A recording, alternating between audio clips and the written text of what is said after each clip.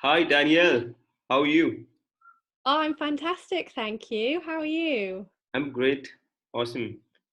What's been up? Oh, do you know what? It's been crazy busy my end, I set my business up about 6 years ago, and this summer it's just really exploded, which is very exciting. hmm Wonderful, wonderful. So, um, was it the corona that exploded your business? I think in some ways it's really helped in terms of, strategizing and figuring out how to leverage technology and move things online. And I think because I already had things online, that really put me in good stead. But yeah, it's been bonkers with various online events and things like that. Amazing, amazing.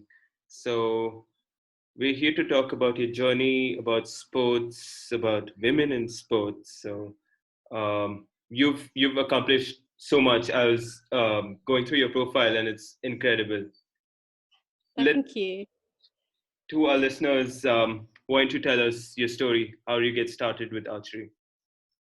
Yeah, so I started archery on my 15th birthday, and it's a very low profile sport over here in England. So, to be perfectly honest, I didn't realize it existed outside of medieval history or fairy stories.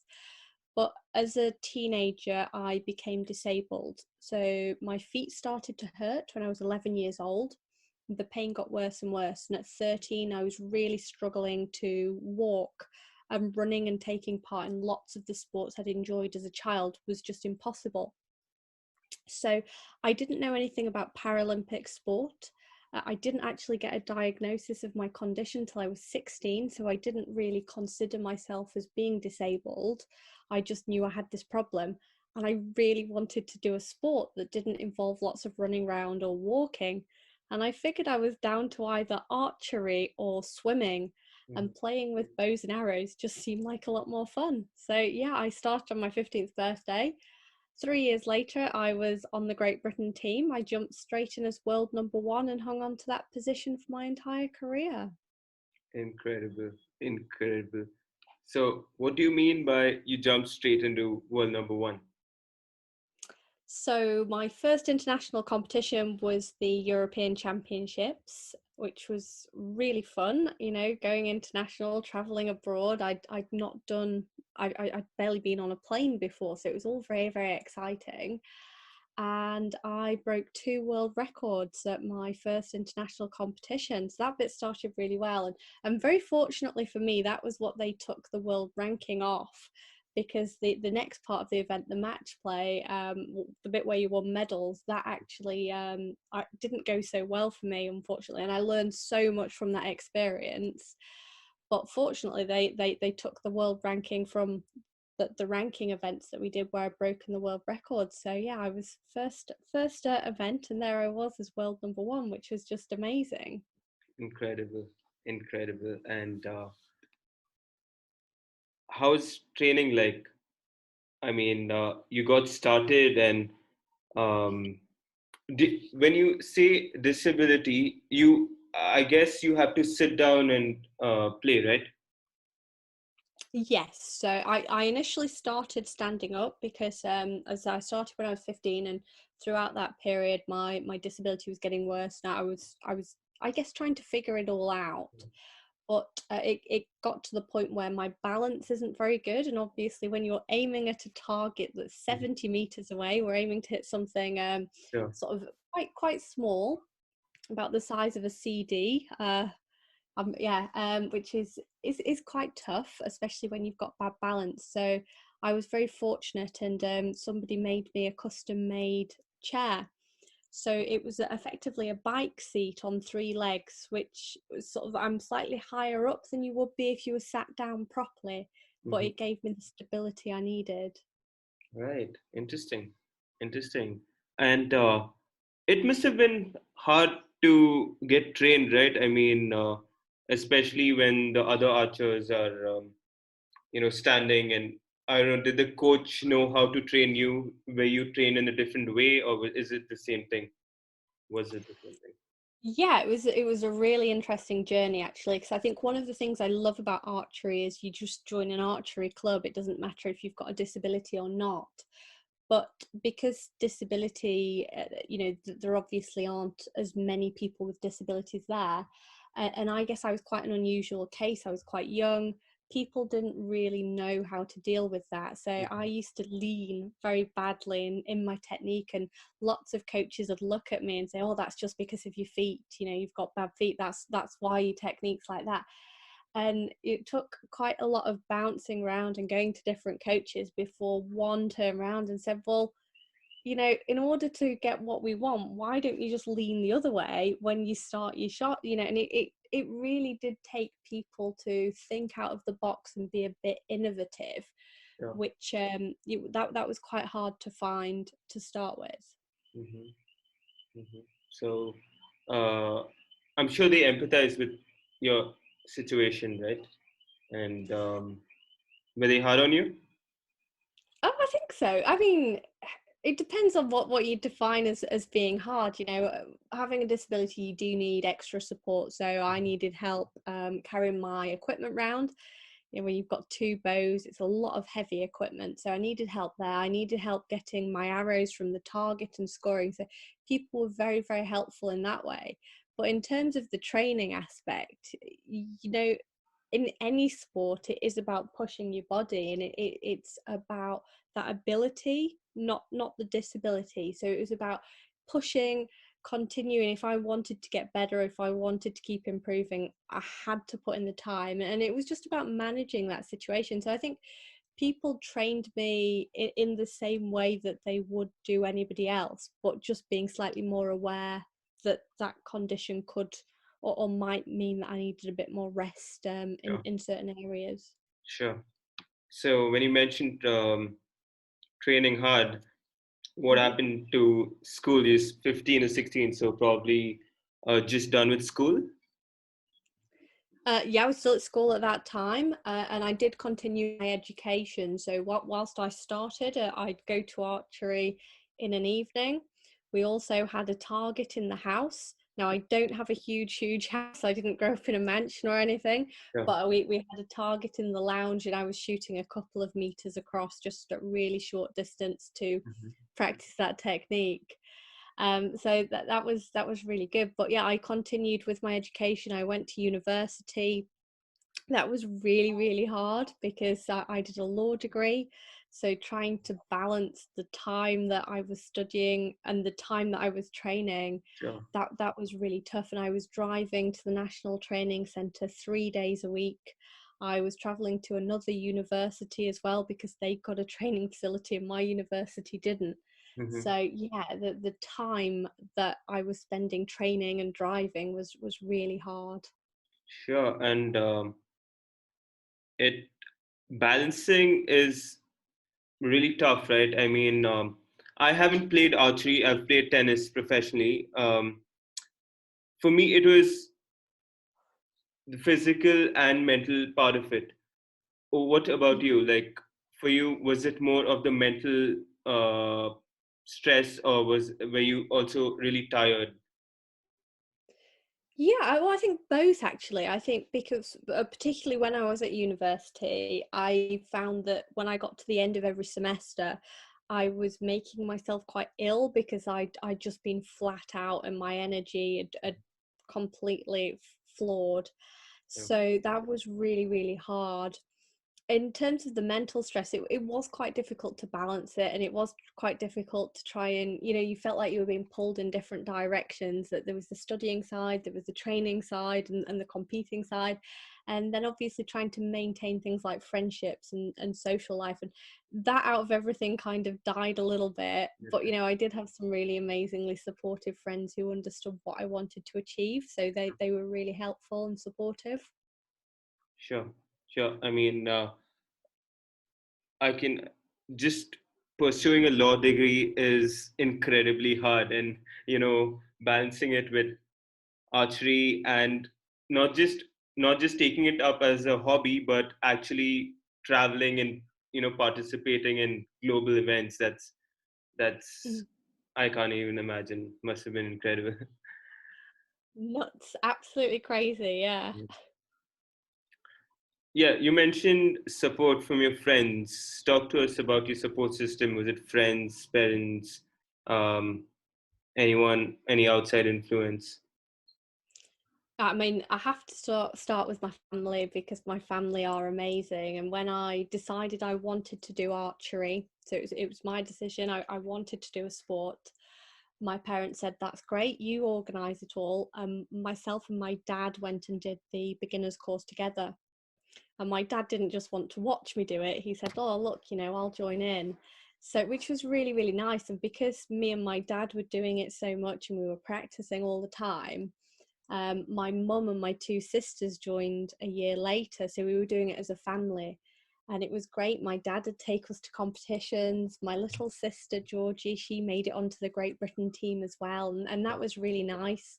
And it was just really nice having a whole family where we were all doing the same thing. We'd all got something in common, so we could all talk about it, and that was great. I guess the other thing, friends were brilliant.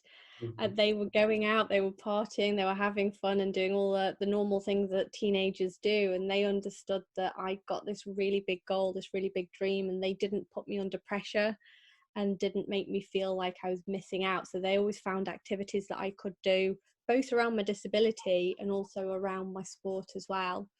And then, of course, you've got that other team part, which is a really great coach. And I had a fantastic coach. He was called Kim, Mhm. and he was brilliant. We had a really good relationship, and I think that relationship is the most important part, because he could look at me and he knew if I was having a good day or a bad day. He didn't need to ask me, because Sure. there's nothing worse if you're having a really bad day, is there, and the coach saying, "Oh, how are you doing?" Because then you're thinking about it. Mhm.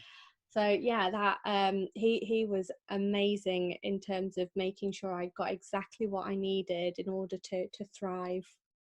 Wonderful, wonderful, and it's actually it seems easy, but it's really tough to get really good coaches, and it's you need to find the right one, right, to help you.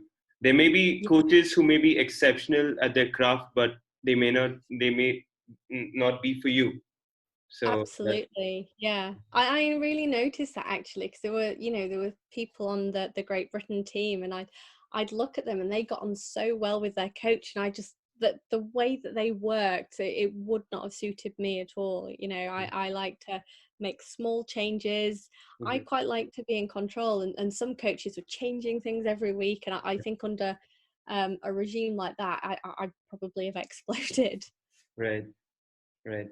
So it's good that you found the right one, and uh, but did you face some? I'm sure you must have faced plenty of challenges. Yeah, yeah, I think and that's a really good point in terms of challenges.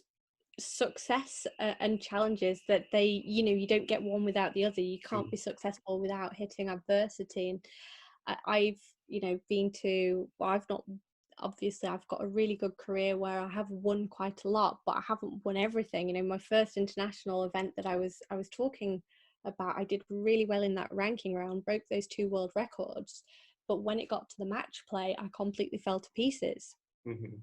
and I got so nervous, didn't really know what I was doing. I was so far out of my comfort zone. I also got my exam results that day, found out whether or not I'd made it into university, so it Right. was a huge distraction. And yeah, I was so nervous. I was shaking, the arrows were going everywhere. But I learned so much from that. I learned more, in fact, actually, where it went wrong at that event than I did from all the times that I won Sure. later down the line. And it allowed me to sort of adapt that training plan and adapt the competition plan and make sure that I was training the right things in the right areas. Sure.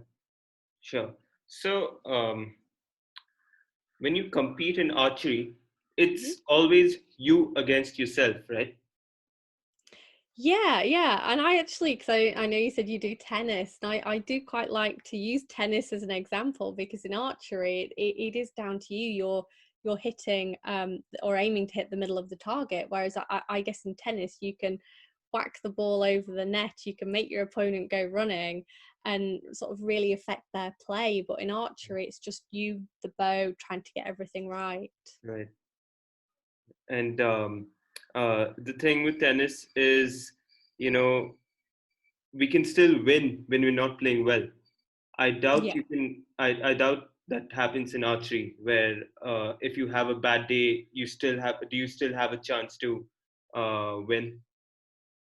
It's Yeah, I mean, it definitely not depends the if tennis. your opponent has an even worse Right, day. right, But right. yeah, you are right. It is if you that the performance very much contingent on your performance. Sure, sure. And also the other thing is a lot of times um, we win matches in tennis just Mhm. because of our name. So, so if we are like number one or number, the top seed in the tournament, and another person is a newcomer, they may get psyched out. And in archery, it's archery, all you have to do is focus on yourself, and you have your goals, and just make sure you execute them, right? Yeah, and You I do you get think some of psyched out. the psyching out can happen. Uh-huh. I do, yeah, I do notice that, and because I think yes, you've got your goals, and it is about executing that technique, but it's about being able to do it under pressure. Right. And I find that actually that was the area that I was really good at. When it really mattered, I was able to hit the middle, and quite often, particularly when I made it onto the able-bodied team, I found that towards the end of a match I do better, Mhm. which was great. I'd have a really slow start but a Yeah, really great finish, yeah, which worked out really, really well, and I won so many matches just on those last 3 arrows. definitely. That's amazing. Um, of course, and at the world stage, it's the details, right? I mean, here and there is no big victories. It's always the small margins. So that's amazing. Um, Yeah. talk to us about the gold medals.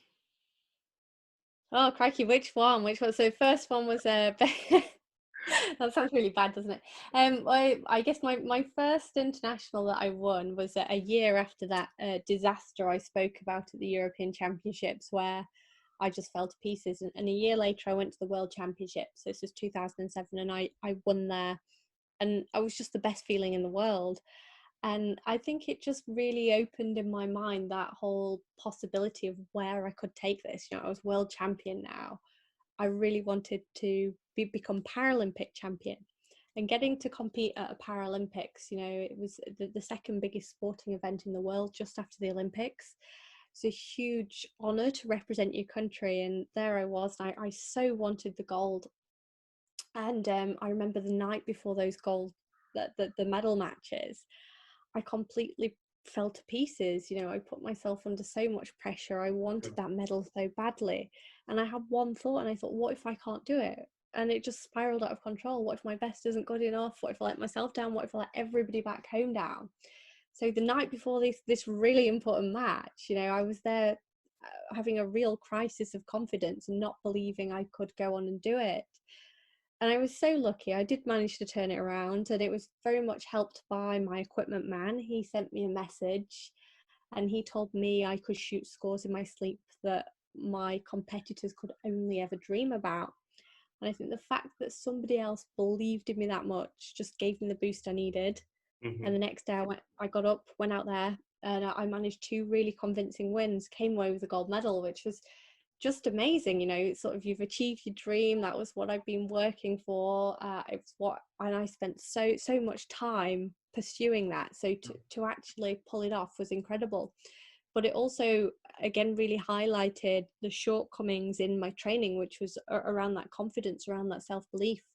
So I spent a lot of time working on that, working on my mental preparation. And I noticed that the more confident I got, the better I became. And 2 years later, I made the able-bodied team for the Commonwealth Games. So I got to compete out in Delhi, which was amazing. I was the first disabled person to represent England, and out there I won a gold medal with my team. And I don't think, to be honest, I was just amazed that I'd made the team. The able-bodied team. It was the first year I'd done that, but to go to a big event like the Commonwealth and to win gold, again, was just spectacular. So yeah, and then it continued to go from there. I kept winning, kept getting better, and 2 years later I won the gold medal on home soil in London 2012. Incredible, incredible. Um, the able-bodied competition, how was it? Mm-hmm. I mean, I mean, was it unfamiliar settings? Obviously, I mean, you're competing in a different category, right? So, did you have a lot of practice before, or? Yeah, I mean, it's very similar in terms of, I'm still trying to hit the target at 70 meters. And it's very much sort of, it operates in the same way to competitions. With the able-bodied teams, the standard is a lot higher than the Paralympic side. But also, and I think the thing that I found quite difficult to adapt to was it's a lot quicker paced. Mm-hmm. For the Paralympics, you get people, you've got spotters, you've got agents who go and collect your arrows, who score for you, and they're really brilliant. But quite often they've got 3 or 4 athletes to do that for, so the whole process is very slow. And I get to the able-bodied side and it's really, really quick, so I had to get used to that very, very quickly.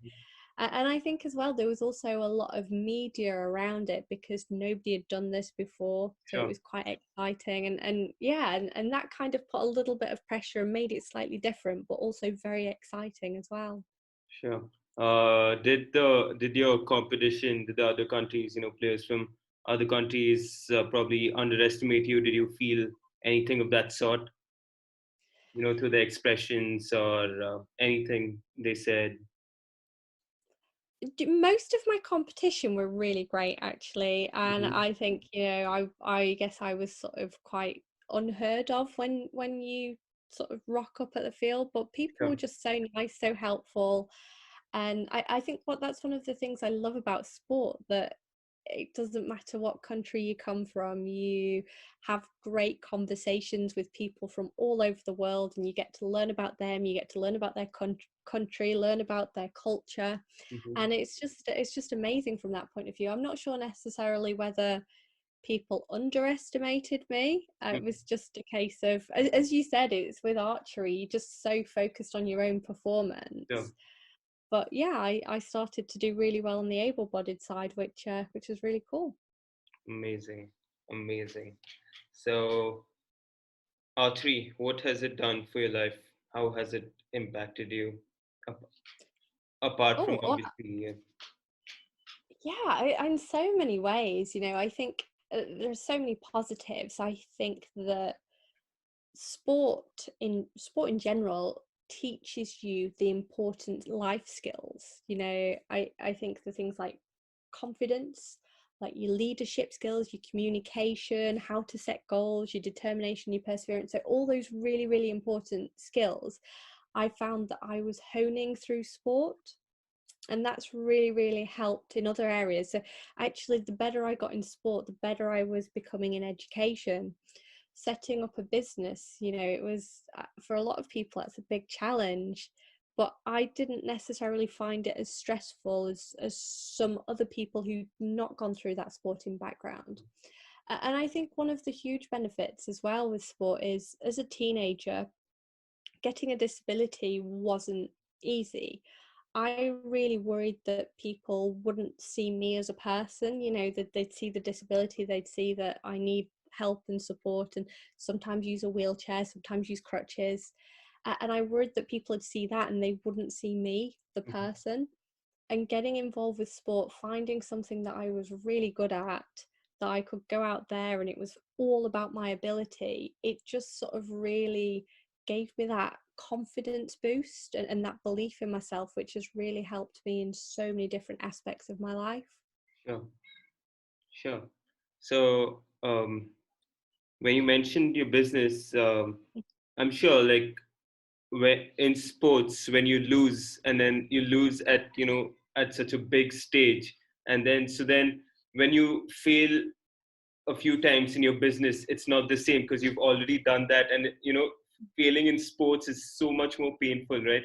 that you're so used to it that, when it comes to business, it's like, yeah, I mean, it's just like, what's next? How do I improve? How do I improve? How do I get better?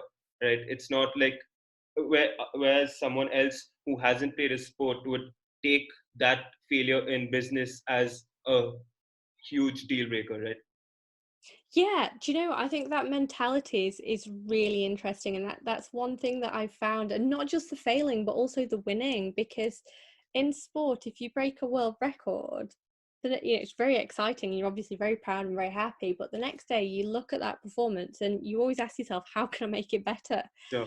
So I think in terms of that business side, it really does help propel you on for further success, because you're always driving to be better and to keep improving. Sure. Right. Right. So, um, all right, let's talk about what athlete can do better. Um, Resilience. Your thoughts? Oh, what my thoughts on resilience? Sure. Yeah. Sorry, yeah. So, well, resilience is probably such an important skill, and I think, you already mentioned about how athletes and fail and fail and fail, and you're completely right. I think the vast majority of athletes fail far more than they ever succeed, Right. and there can only be that one winner. So having that resilience, being able to take setbacks and challenges, and being able to move away from that emotional backlash, that emotional pain, rationalize it, Mm-hmm. and go, right, this is the action plan to move me forwards, is so important. And I think it really is essential for all athletes to stay positive, to keep positive, to focus on those positives, because it's so easy to get consumed by the negatives. If you don't do well, you sort of automatically drawn to what went wrong, why did it go wrong. Well, actually, there are elements there that can help you improve, but also what went really well, what can I make better, what didn't, don't I necessarily need to improve, because that bit's working really, really well. Sure. So I think sort of really being positive is so important to develop that resilience. Mm-hmm. Great. And you said you started working on your mind as well, right? Hmm. Yeah. What was some of the stuff you did? I mean, I'm sure you've done a lot of visualization. That's a must for athletes, especially when it comes to archery. Yeah. Um, so, what is some of the mental training you did? So I think, do you know what? Like, I mean, stuff like visualization, definitely important. But I think taking a step back from that, for me, self-awareness was fundamental. I didn't actually realize the impact that my thoughts were having on my emotions, which were then having an effect on my actions. So actually being aware of the thoughts that were running through my head was very, very important, because as I mentioned with the Beijing story, I had that one what if, and that Sure. one what if turned into another and another and another. And actually, we can have so much more control over our mind than we initially might realize. But we need to be aware about that. We need to know what thoughts are popping into our head in order to be able to change them and Sure. reframe them. So for me, what really helped was actually paying attention to my thoughts, being aware of them, what the knock-on effect, how that thought made me feel, and then how that thought and that feeling made me act. And Mm-hmm. once I was aware of all that, I could start implementing changes. Mm-hmm. Interesting. And how long did that take? Takes a while, and I think this is the thing with all the mental side of things, like if you change your technique physically, you can actually feel like you're doing Sure. something different, but with the mental side, you can't see things, and it probably took a good 6 months to embed this. Sure. And to start with, I was clunky, I was clumsy, I got it wrong, but I persisted with it, and the more I persisted with it, I started to notice little breakthroughs, and those little breakthroughs then became big wins. So yeah. Awesome. Awesome. And okay, women in sports. You are doing a lot of work in that area. So what's been happening? You see a rise in women participating everywhere, and what's going on? Yeah, we are definitely seeing more women get involved with sport, which is brilliant. But there are still many barriers for women. And it was really interesting. Obviously, in my sport, I didn't necessarily notice those barriers as much. Partly it's because I do Paralympic archery, which is really low profile, you know, compared to some of your other big sports like athletics or tennis or swimming. You don't tend to get the coverage. But because I'd done something that not very many people do, but by Sure. making the able-bodied team, Sure. I started to get more coverage. Mm-hmm. But even within that, you know, the sort of barriers for me as a female athlete were very minute. It was more sort of the odd comment. Mm-hmm. But I also think that in general, so not necessarily for my case, because as I said, archery doesn't tend to get much Sure. coverage. But if we look at women's sport in general, I mean, coverage is very, very poor. So I think about 4% of sports coverage is of women. Oh, And there are some amazing stories out there. There are some amazing female athletes, and they go out, they deliver brilliant results. sure. That they're amazing role models, not just for young girls, but for boys as well. Exactly. Yeah. And they don't get those stories across in the same way that sometimes male athletes get their stories across. Sure.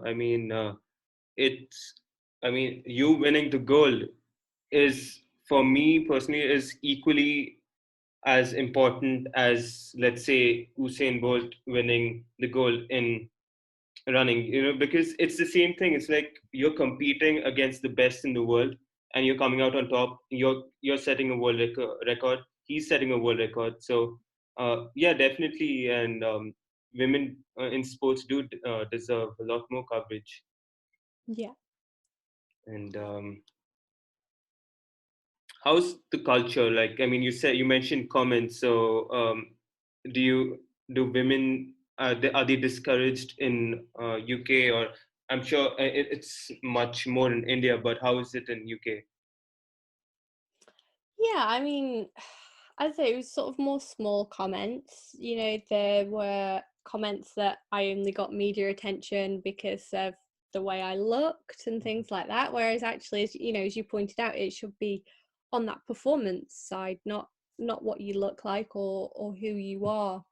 Yeah. I suppose as well, it's about that personality side of things, and yeah, in terms of a lot of women tend to get comments about their bodies and how they look that way, and I think I kind of miss that because of the disability side of things. People don't like talking about that, so yeah, people just for me just mention the fact that I wear a pink hat when I'm competing. But Mm-hmm. yeah, it was more sort of more microaggressions really. Oh, you're only getting so much more coverage because you're a woman, and the want to try and raise a profile. So Mm-hmm. it was more things like that for me. But I think because particularly like looking at young girls, because the role models and the coverage aren't there. You know, I think it's so important to have those role models, because if you can see it, you can be it. Sure. When I was a little girl, and I was growing up, I never thought I could have a career in sport because I didn't see women out there. I think actually there was the odd woman tennis player. I think as for women's sport, I think tennis has been leading the way in so many ways, but in other sports they weren't visible, so I never realized that could be a career for me. Mm-hmm. Right. Right. Definitely. So okay, one piece of advice for the women in the world. I It's about finding your passion, and I think if you are passionate about something, that is achieving any goal, because if you want to achieve something, you've got to put in the time, the effort to get there. You know, there are no shortcuts to success. You want to be good, you've got to work for it. But being passionate about something, it really, really encourages you and motivates you, so you want to put in that time and effort, and you want to get past the setbacks, the challenges, and you know, those barriers that are out there, those additional barriers. So if you've got that passion, it just drives you. So yeah, it's about finding that Sure. and understanding that and cultivating that. Wonderful. So, Danielle, uh, it was extremely hard to get a hold of you, but I'm so glad we did. And thank you so much for this time.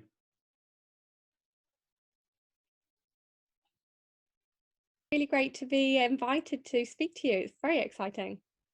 Awesome. Thank you. And yeah, like we mentioned at the start, you've been extremely busy and so many projects. So why don't you mention to our listeners what you've been working on? Yeah, so I work as a speaker and trainer. So I do a lot of work talking about diversity and inclusion. So, particularly how companies can get better with their disability policies and their gender policies. I do a lot of working with individuals, so coaching individuals, not in sport, but more on the mindset stuff. How can they get the most out of them? How can they unlock their potential, break through barriers, and achieve more? And I'm really passionate about young people because so many people helped me as a young person achieve my dreams. And I just really want to put back and make a difference. So, yeah, I do a lot of work in schools, I inspire young people. And I've recently co authored a book, Be Your Best Self, with an 8-year-old boy, Nathan Kai, who is a fantastic co author to work with. Wow, that's incredible, and congratulations on that. And Thank you. where can people find out about the book? Where can people find out about um, your speaking services and everything, your website and your social media? Yep, so my website's daniellebrown.co.uk, and social media on Instagram, it's Danielle Brown MBE, Twitter, Danny, DANI, Brown MBE. And for the book, I think for India, actually, there's Amazon India it's being sold on. So, Hmm. Amazing, amazing. So I'll have the links to everything. So guys, you can check Danielle out, follow her on Instagram, and follow her journey and learn from her. So I'm sure it'll be um, it's been a really inspirational story. So thank you so much. oh, thank you. It's really great to talk to you. All right, take care.